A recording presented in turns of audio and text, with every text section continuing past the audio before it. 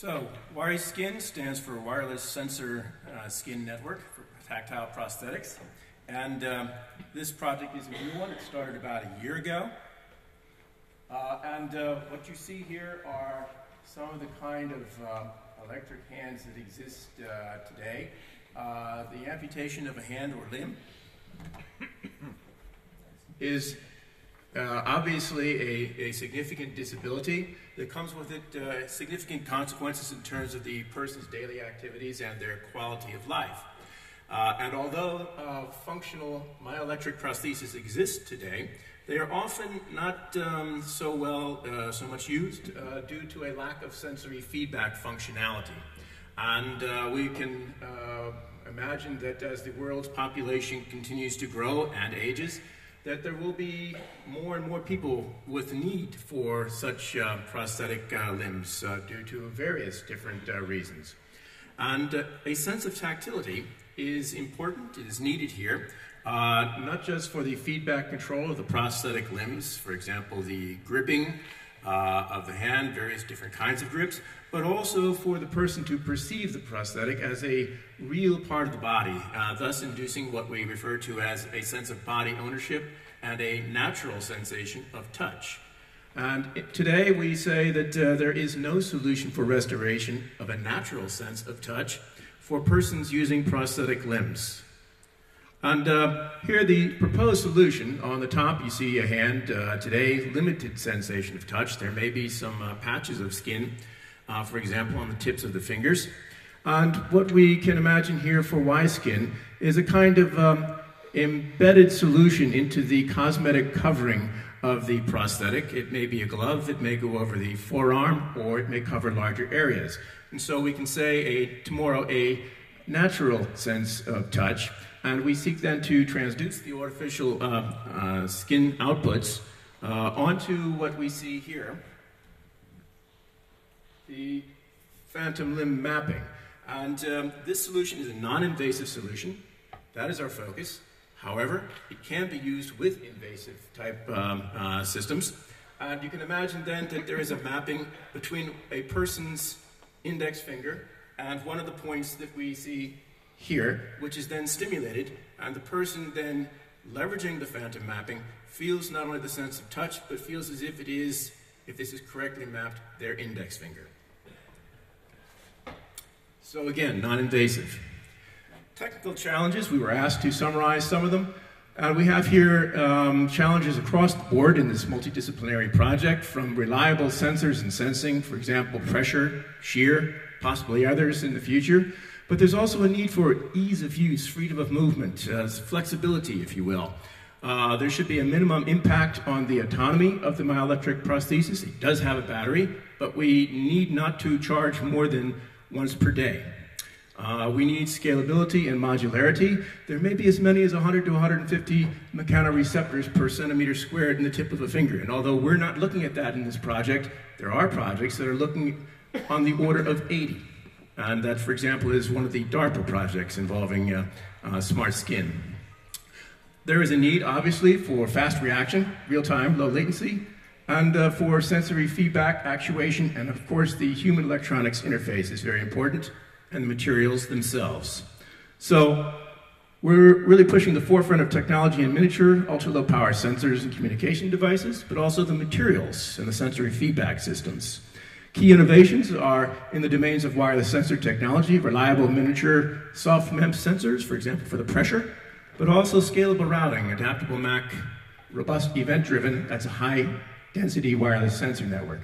We have to have a way of distributing this power from the battery, and that is our conformal power distribution system. Basically, it's our skin, and it's stretchable, and it's also doubling as a signal transmission layer.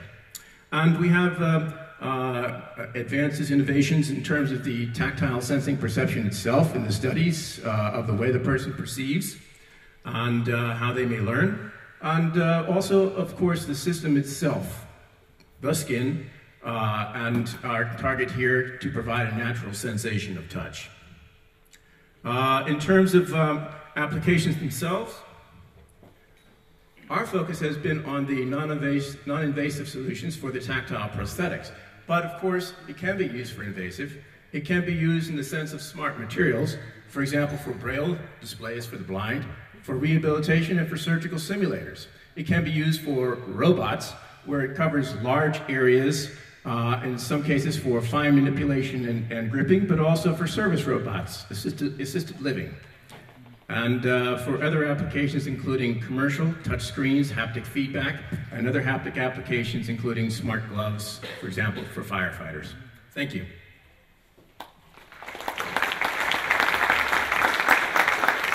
Thank you very much. I guess we continue right away with Professor Hofmann.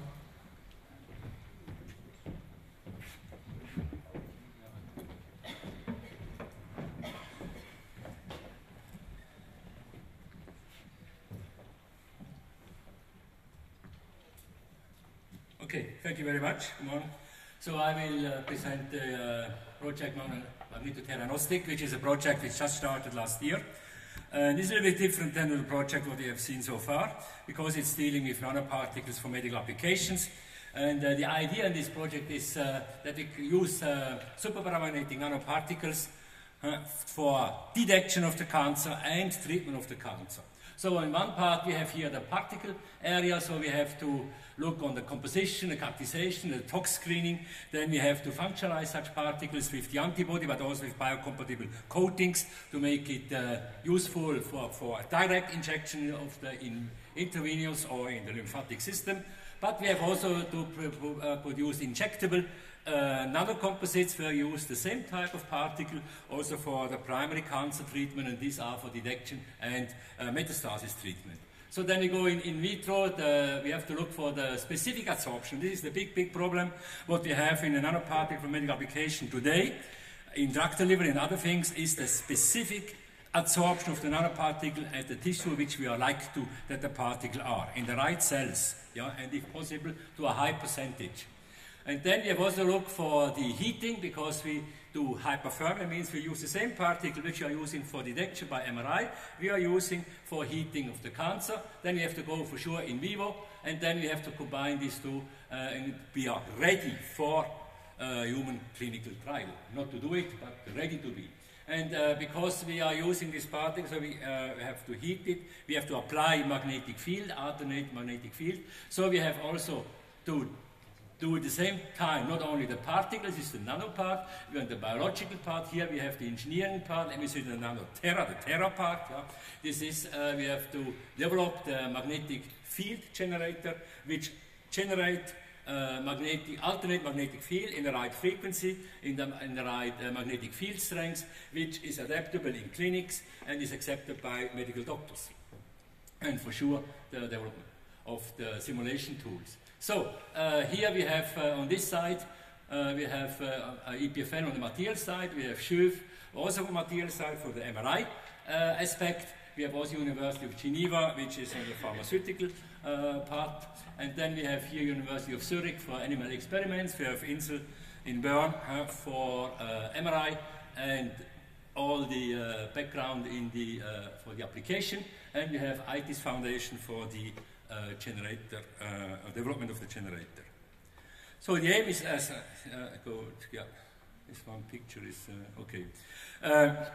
Important here is that we have also to look on this field here, that normally we start such a project on both sides. One is the particle side, and the other one is here the biological side. So if you like to address one typical cell, we have to look on the right antibody. So we have to detect and to determine and to discuss with the people which is the right antibody. We have to do this very early, not if the particle are ready. We have to do it at the beginning, because the antibody has to put on the particle. And then we have to look for the right animal model. Yeah, and we have to see how we can bring this in a non-toxic way to animals and finally to the human. I have here an example how this works. The simple thing is, a question is, don't look on this here, but what is the optimal size of a nanoparticle to do imaging and MRI and be biocompatible? Yeah? So we see here, for example, only for the heating, we see here the heating, the power, watt per gram iron. On the size, you see here 5 nanometers or 10 nanometers, 15, 20 nanometers is a huge difference. Yeah? So we have to produce particle very, very narrow size distribution. So this comes from the physics, yeah? From the magnetization of such particle, from the shape of the particle, relaxation time and relaxation mechanisms. This is the physics which we have to take into account for the particle. But this is not all, because if this is on, then I go to cobalt, I have a very good particle, but cobalt is toxic. So we have to look on the biology, which is the right coating, the right biocompatibility, which is the right antibody, the residence time of the particle in the body, it depends from the size, then what is the cellular uptake, because the particle has to be taken up by the cells, and we have to see how the particle reacts with the protein in the blood, in the lymph, and in other areas. All this will determine the behavior of the particle in the body. And then we have the clinics. So which field we can apply, this has with frequency we can apply, it has a huge influence on the heating, for example. What is the magnetic field strength, yeah, which we can apply. Then we have to look on the iron metabolism, yeah, how they are getting out of the body finally, it depends on the size, biodistribution, specific absorption, and clearing mechanism, you see. So we have a huge number, this is only the most important, huge number of parameters which finally give us the right size, yeah, which we can use in our application. Yeah. And then we have, besides this, let me say, technical, scientific challenges, we have other big barriers, and one is which are the accepted methods for the biocompatibility test of such inorganic nanoparticles. They don't exist at the moment. There are no rules. Yeah? Then regulation for the use of nanoparticles for this diagnostic therapeutic applications are not existing at the moment. We have to go in good manufacturing practice, also at academic level. And we have to look for the reproducibility. This is the biggest problem today. 50% of the papers published in this area are not reproducible results. So forget it. Yeah, this is very, very important, batch to batch, from one lab to the other. And acceptance of nanotechnology by the medical doctors. Yeah. And opening, so we need highly interdisciplinary research projects, including basic science, but up to the end, to test method. We need not only one project, we need several projects at the same time. Yeah, we need which solve all the problems like toxicity tests and others. And then education all levels. We have to go to the doctors and to educate. This is mentioned as before. We need now contact, we do this, to the regulatory bodies to discuss with the regulatory bodies what is acceptable in another field and what is not acceptable. Yeah? And finally, we have only to use materials which are approved, because otherwise you use again 2-3 years, yeah, to make the toxicity test of new materials. Yeah? So this is what I like to show you for this field of Nano-Tera project if you go to real medical application. Because the last sentence is that nanoparticle injected in the body are deemed as a medicament. It's not a device, it's a medicament. And therefore we have a lot of rules to follow in this field. Okay, thank you. Thank you very much. We continue with Professor Lacour and her project SpineRepair. Good morning, good afternoon. So I'll give you an overview of the project that started about a year ago, which is a collaborative effort between EPFL, ETH, and CSEM. So the key objective of our project is to test a novel spinal cord neuroprosthesis that, when it's combined with robotic rehabilitation, will lead people who are suffering from spinal cord injury to walk again. So this project, of course, relies on expertise from many different disciplines, and so the consortiums include people ranging from the material sciences all the way to experimental neuroprosthetic, and work with the animal experimentation and also electrical engineering. So the context, well, I guess everybody is familiar with the context. Spinal cord injury is a dramatic, has a dramatic effect on the patient who are sustaining such injury. There are about 2.5 million patients worldwide who are suffering injury, and there are very different types of spinal cord injuries. So some patients will be completely paralyzed, others will have some deficiency in some of the motor functions. So there's a wide spectrum of spinal cord injury, but in half of the cases, the patient will not not walk again. And so here you have a scan, an MRI scan that shows that here you have to point the injury on the spinal cord when it's been completely squashed here on this particular picture. So the higher up the injury, the more the challenge is.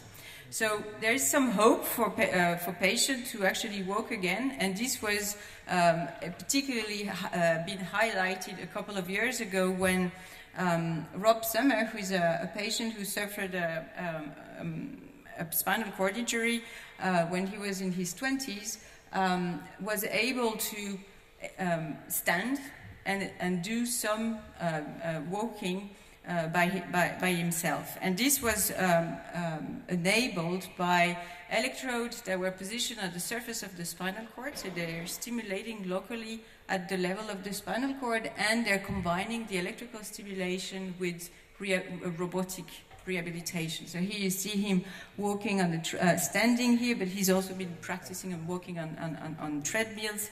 And the devices that are used here are in his case are devices developed for pain treatment by Medtronic. So it's a standard spinal cord pain treatment. So this is one big motivation is that it is possible if you combine the right stimulation paradigms to actually help people who are suffering from spinal cord injury to walk again. So the specific aims for our project are the following. So the first thing is that we want to develop this robotic platform that will enable the subject to initiate walking. And so the project here builds upon expertise that a few of the collaborators on the team, on the Nano-Tera team, have built over the years, and in particular the lab from Grégoire Courtine, who has developed this expertise on training spinal cord injured rats in particular, and then combining electrical and chemical stimulation to promote regeneration and walking of the animal.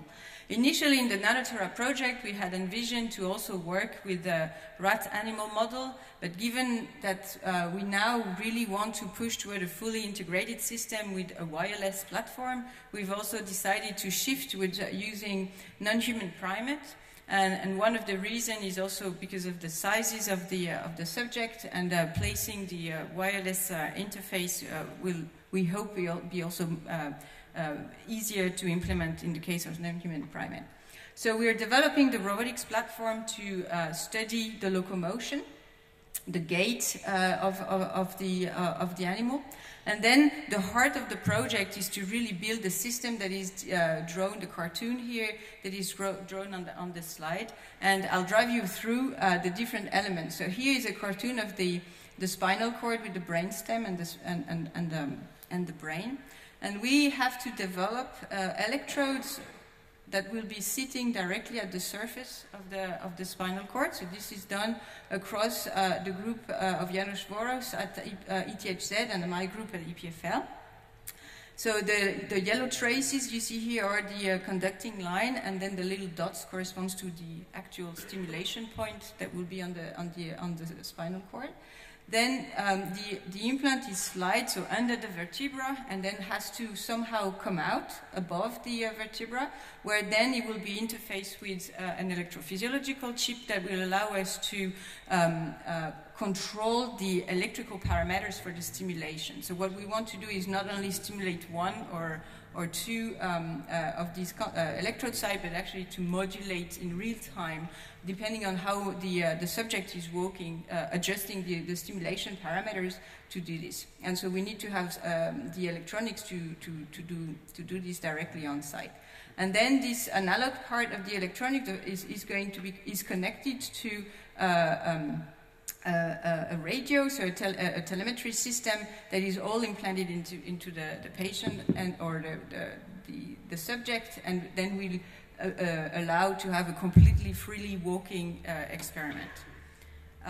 So just very quickly, so where we are now, we've actually been working on optimizing which electrodes we need to stimulate in order to achieve particular gait movement in the animal, and this is particularly done across Silvestro Michera's lab and Grégoire Courtine.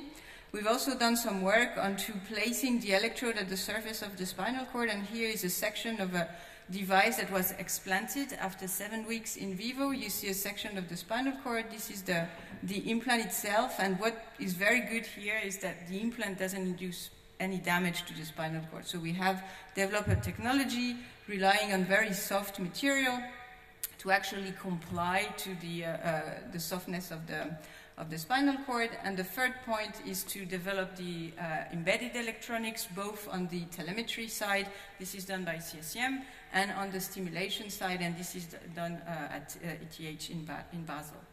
So with this, I'll just wrap up. So what really the aim is to push as a maximum the technology so that we can deliver a complete system. So not just one electrode and on one animal, but actually a package system, which we could not do without an integrated project as the Nano-Tera. Thank you very much.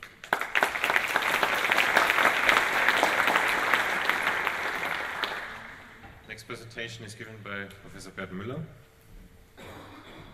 And the project is the SmartSphincter project. So, ladies and gentlemen, welcome to my presentation. Actually, it's also a collaborative initiative, and we are dealing with incontinence, severe incontinence, and you know that is a difficult thing because we don't like to talk about. That's a problem. For sure we will not die, but it's a really critical issue for the quality of life. And finally, social isolation is a critical issue as well. So therefore, I think it's worth dealing with, and there are many, many cases. It's difficult to count because many people do not really like to talk about, even with their medical doctors. From an anatomical point of view, we realize that the sphincter muscle is really a complicated one. If you ask a medical doctor or an anatomist about the functionality and you get it explained, you will realize it's really one of the most complex parts of the human body. From an engineering point of view, however, it is the simplest muscle you can imagine, and it's even simpler than a water pipe because we have just two states to be realized, that is the open state and the closed state. So in most cases we want to be continent, that means it's closed, and we open it just for a very well-defined period of time.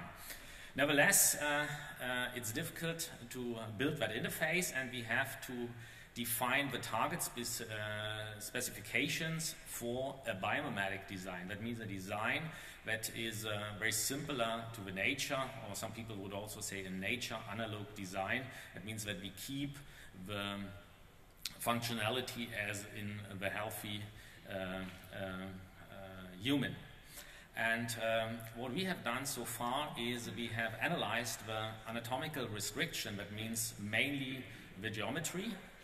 That is not too complicated because we do know from the previous developments what are typical restrictions, but for sure we have to be aware that the implant itself should be small does not imply any discomfort. What is more difficult is to get reliable data on the mechanical parameters because it depends on the patient, and that also depends on the anatomy of the patient, and you do know that male and female have a very different anatomy. We have different ages, so the parameters are different, and also the measurements from the different medical doctors are showing some variation. Nevertheless, the order of magnitude is quite clear. Another thing that is quite important is the time response, and that is more critical for urinary than for fecal incontinence. Nevertheless, we are looking for it, and therefore we have to choose the right actuator. That is one of the main issues, and I like to discuss that a little bit here as an example for one of the challenges within our project. So what we do have to realize is a capacitor that consists of a nanometer thin polymer layer that is contacted on both sides, and I think the realization of a polymer layer is less difficult than the realization of a contact. And the reason behind is that to produce the polymer layers that are much thicker than the contacts is easy, but contacts can also be produced, but they will dominate the mechanics. And that is really a challenge. And that was also realized by the reviewers of our project, and they told us that one of the big risky things of a project itself to realize a structure that will work and the electrodes that could work. And we tried to find some solutions, and there are two ideas we have shown, and they are also shown on our poster. That is liquid metal electrodes that had been demonstrated by people from the US, for example, on the micrometer scale, but has to be demonstrated on the nanometer scale. And these are unidirectional winkles that allow the deformation in one direction. I would like also to make your attention to different applications that are outside what has been presented, for example, at the beginning of the session, and where we talk about artificial skin, for example, but I think also hingeless devices for robotics outside the medical is important, and you should think about the wipers for car industry, for example, and in general I can say there are high-risk projects with a wide variety of potential applications, and to become successful we do need some basis. We have, for example, from the support of the Swiss Nanoscience Institute and previous projects, but the current projects also comprise the medical partners from Schaffhausen Inselspital and University Hospital in Basel, and the engineering partners from EMPA and our side, and for sure our industrial partner Meyer Powers. Thank you for your attention.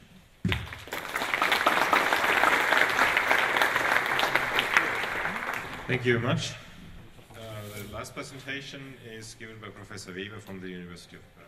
Thank you very much. I would like to present the last project of the session, HearRestore. It's not an acronym, it stands for Image-Guided Microsurgery for Hearing Aid Implantation. If I would ask you who has hearing problems, approximately 25% of you would raise your hands, probably a little bit less because we are younger than the demographic average. The problem for patients with severe or complete hearing loss is that they would need a cochlear implant, which is essentially an electrode that goes into the cochlea all the way in and emits some electrical signals, which introduces hearing to the otherwise deaf patient. The problems with this procedure are invasiveness, so we carry out a normal surgical procedure on the ear. The patient will stay a few days in the hospital, and to date, due to the cost of both the implant and the implantation procedure, this technology and this procedure is only available in the developed world. To highlight to you a little bit what the story is, you see the implant. This is the speech processor. This is the outside, so we send the signals from a microphone and a computer into the head through the skin. Then the signal is transversed through a small silicon wire with some cables inside. This wire has a 1 millimeter diameter, so very thin. It goes through the mastoid bone here behind the ear, approximately 30 millimeters from the outside to the inside. Here we drill a hole into the cochlea, or we use a window in the cochlea, and the surgeon can then, after this procedure, place the small electrode into the cochlea. The problem with this is that the implants are around for 30 years, and the surgical procedure has not changed since then. So compared to a 1 millimeter electrode we have through the skull into the ear, the surgeon mills away approximately the block of 1 Toblerone chocolate. He has to mill away behind the ear. It's a rather massive approach, as you can imagine, to put the small electrode wire in. So we suggest to just drill a small, very thin hole through the skull directly into the cochlea. And for this we need extreme accuracy on the clinical level. So you can imagine we have very critical structures in the bone here. One is the facial nerve that we shall not destroy through the procedure. And 2.5 millimeters away from the facial nerve, we have the tongue nerve, which essentially we should also not sacrifice during the procedure. As you can imagine, you have a 2.5 millimeter space, and in between you drill 1.5 millimeter of a hole. You almost need CNC accuracy for machining to be able to not stop the career of the surgeon who's drilling the hole. And so we need this extreme accuracy to drill through the mastoid into the cochlea, and for this we proposed, as part of this project, we proposed to develop a very accurate image-guided robotic system that can drill holes into the head. The story here is not about medical or surgical robotics, it's about extreme accuracy. We spent a great deal of work on identifying very precise, high resolution and qualitatively usable imaging, both on a pre and an intraoperative scale. We have 3D planning systems to plan precisely where we need to drill the hole into the cochlea. Together with CSEM, we develop a very accurate way of tracking the robot and guiding the robot through the surgical field. And as we push this technology at the moment to a clinical level, we are concerned with safety. Patient safety is critical. We develop methods to identify where the robot is inside the head, based on data that we gather through the drilling process, for example, from the monitoring of the drilling forces, and also together with another institute at the University of Bern, we develop advanced modeling techniques to understand what happens once we are inside the bone, what happens with the temperature, what happens with the EEG signals. And here's a picture from the work of the last year. You see here the surgical situs. We are preparing for a clinical trial at the moment with this technology. You see the system here. We have a robot drill attached to the robotic system, and here's the surgeon who's preparing to drill this very precise hole into at this time here, into a cadaver skull. But we trained the setup in order to be able to conduct this kind of a clinical trial throughout the next year. Thank you very much. Thank you very much.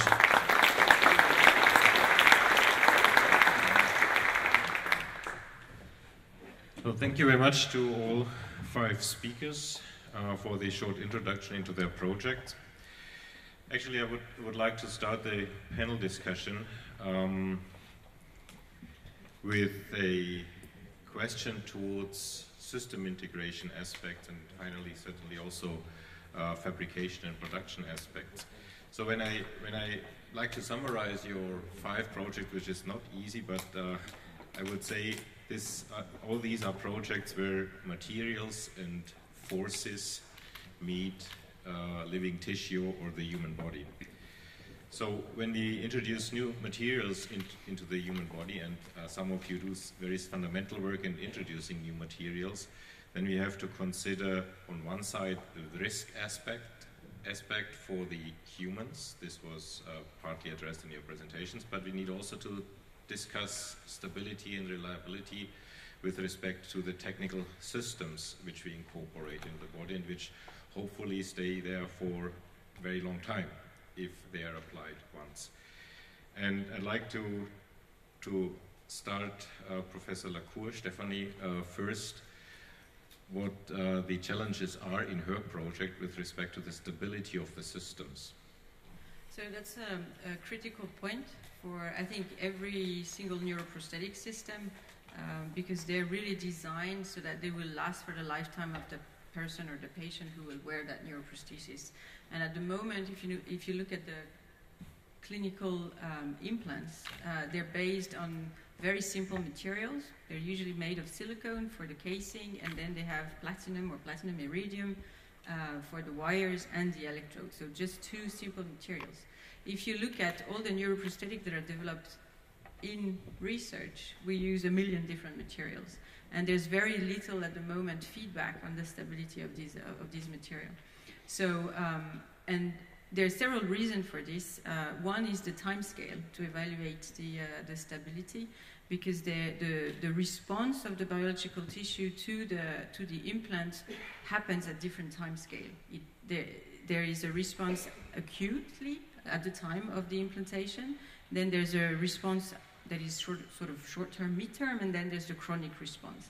And very often, because of the setting of the project, we all work with 3-year, 4-year project, it's very hard to actually get to the long term. And so this is something we also want to do and explore with this project, because we started with some technology we had already in the pipeline, and so then we can now start exploring them chronically. And their testing goes 2 ways. We have to evaluate the physical property of the material. So if we use elastomers, after a while in the body, will their mechanical response change? Will the electrode response change? So we can test this in vivo or when it's explanted. But we also need to look at the response of the biological tissue. So there's a lot of work on the histology side as well. So this, so I don't have a short answer to your question, but this is a critical challenge. Thank you very much. I will certainly also pass on this question to Bert. In particular, if I look into the very new materials which you plan to introduce, you may have also these aspects in mind. Yeah, thank you very much for the question, and I think we should be really aware that we cannot make a test for 40 years how the lifetime of such an implant. So we have to find the right way to test them. On the other hand, we try to rely on conventional materials where we have some knowledge already.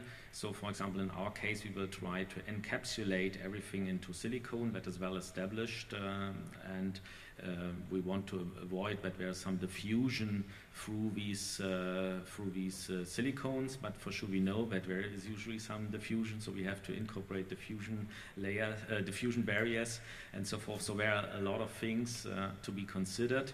Nevertheless, I think in the stage we are now, we start with solving the main problem, and then I think these other problems can be solved as well.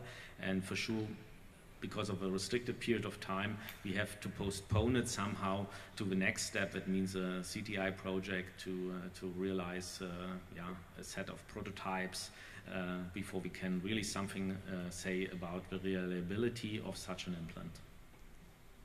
Thank you. I guess it's very important that in order to reduce the cycle times of development or research or development to introduction, to consider those points very early, even if we consider fundamental research.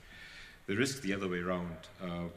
Professor Hofmann already mentioned in his slides that there is a need for investigating the risks of nanoparticles. A lot has been done in this field already. Iron oxide, I guess, is somehow considered as a low-risk nanoparticle material. Could you further comment on this problem? Yeah, it's correct. This is the big problem in this area of, if you speak about nanoparticle, everybody thinks first they are toxic. Yeah. But iron oxide is well known and is even today used in the clinics as contrast agent for the liver, by MRI. But in this case, if you modify the surface and you add other molecules like antibodies, so the whole behavior of the particle is changing. And you have to redo the whole toxicity tests again. And this is what the big barrier here, because each new molecule on the particle, the medical agencies in Europe and also the Swiss one, FDA is the same, they say you have to start at zero. It's a new product, you have to go with the tox test. And the tox test with nanoparticle at the moment goes very similar as medicaments, that means several years.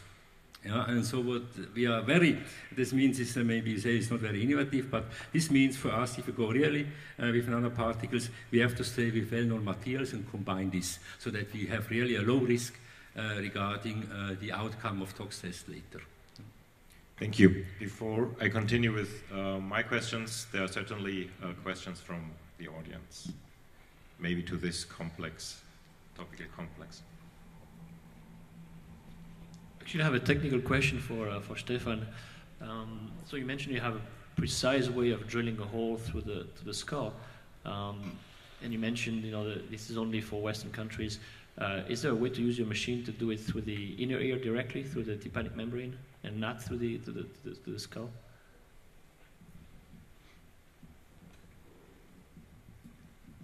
Okay. We are investigating this from a clinical point of view. Different access routes to the inner ear have been proposed, and are associated with different side effects and side conditions. Today, the predominantly approach still is mastectomy to the skull. We are looking into other procedures. Fundamentally, we say we are open to support those approaches with our technology, and we leave it basically open. This is, I would say, as a scientist, we do not know what will come in the end, right? We just provide the means to fundamentally change the way implants are done. We will, I assume, we will not know at the moment if how this will be done in 10 years from now. But we are opening the discussion with the technology, and we will start with the dominant procedure next year. Does it answer? Thank you. You have a question, Martin? I would have a question myself, because what is very striking in this panel is that basically all your projects are about patching dysfunctioning human bodies with hardware.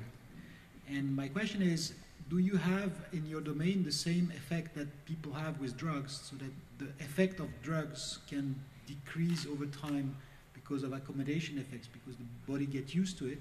Do you think that there is a similar potential effect with hardware patches? So that, for instance, for you, Stephanie, if something that starts to function over 1 or 2 years could stop functioning because the body gets used to it and doesn't react to it? I think it's a very important point, and we have addressed that, and therefore we incorporate into our device a sensor that we can really see what is the response of a body. For example, in a muscle, they may have lost some percentage of activity, but it's not zero. And for sure, one can stimulate the tissue in an appropriate manner. So we do address it, and we also like to measure it, but for sure it's very difficult. And we know that the regenerative capability of elderly people is really reduced. And if we look for a population that is over 70, for example, then I think it's not a crucial issue, but if you look, for example, for a woman in an age of 40 years, then it could be a very crucial problem, and we should be aware of it, and monitoring over a certain period of time for sure is necessary.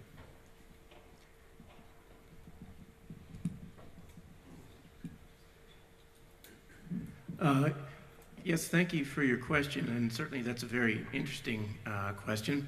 I would just like to point out another case on that.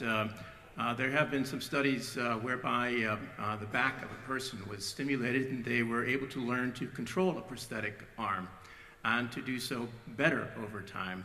So it is certainly possible that in some cases, perhaps especially where there's an implant, that it may in some senses be something a person grows accustomed to, and maybe it loses some of its effect. But on the other hand, apparently the human brain is capable of also compensating in other ways. And in the context of neural prosthesis, it's definitely the fact that the interface will evolve, and this comes back to the initial question, that the electrode tissue interface evolves over time, means that the parameters for the stimulation will need to be optimized and modulated over time. So similarly to your answer, we also with embedded sensors is something that we need to have. So I don't know how much time we have actually. 5 more minutes? Let's say 5. Okay. Having an idea finally succeeded in the application. I try to avoid the word market, but it's also a market, of course. Being successful needs fabrication technologies, and if I look towards these, how do you call it, WiseSkin, SmartSkin materials, then they certainly require new fabrication technologies. How early in your project do you consider fabrication processes which are essential to transfer it finally to the market, which includes reliability testing as well? at this point in time, we're certainly not at a kind of point where we would be doing reliability testing. On the other hand, we have taken into consideration from the beginning that our solution targets something which has a certain relative ease of manufacturing and ability to cover large areas compared to others. We see this as being integrated in steps, and our initial experiments, tests on a bench, envision that we will use a layered approach to the skin to insert the sensor devices, understand better how they work, and begin to get an understanding of how we can integrate these things. This includes aspects of the stretchability of the materials. Of course, there's issues with regards to the size, but there's also the interconnects between the system in a package sensor communication module and the skin empowering system itself. So yes, we try to take these into consideration as early as possible. Thank you. Actually, considering a smart skin, I would expect that it also gets into contact with very harsh materials or liquids like water or kind of dirty water, if you like, so it should be applicable in daily life. So how do you protect your sensitive surface from these environmental influences? This is embedded in the cosmetic covering of the skin itself, so it's a kind of silicone-based solution, and everything is sealed inside of that. So nothing permeates through the silicone? That's the idea. Good luck. My last question actually goes to Professor Weber. I was just wondering, you know, you're developing a technical system to help you implant devices, cochlear implants into the inner ear. What is the gap between what engineers can provide you today and what you like to have actually an accuracy in your system? Well, technically the system is sufficiently accurate. We have an accuracy now of 150 microns, which is essentially double the size of a human hair. That's okay. From a medical point of view, you ask what happens if you don't have the accuracy. And at this level of accuracy, you don't see things anymore. So the question comes in that is, how do you make a safe approach? So we try to be safe through redundancy. We have two different and completely independent means of measuring where we are with the robot inside the head. This is the important part, redundancy, just like in the military. If one sensor stops working or you can't rely on it completely, you go somewhere else. So your new methodology or your new process is not limited by accuracy of the systems today? Well, we have to rely on the system's accuracy altogether, but we do not rely on one sensor. Okay, okay, understood. Thank you. Are there further questions from the audience? So if not, then I'd like to thank the panelists again and the audience to stay here for more than 15 minutes beyond lunch break. So thank you very much.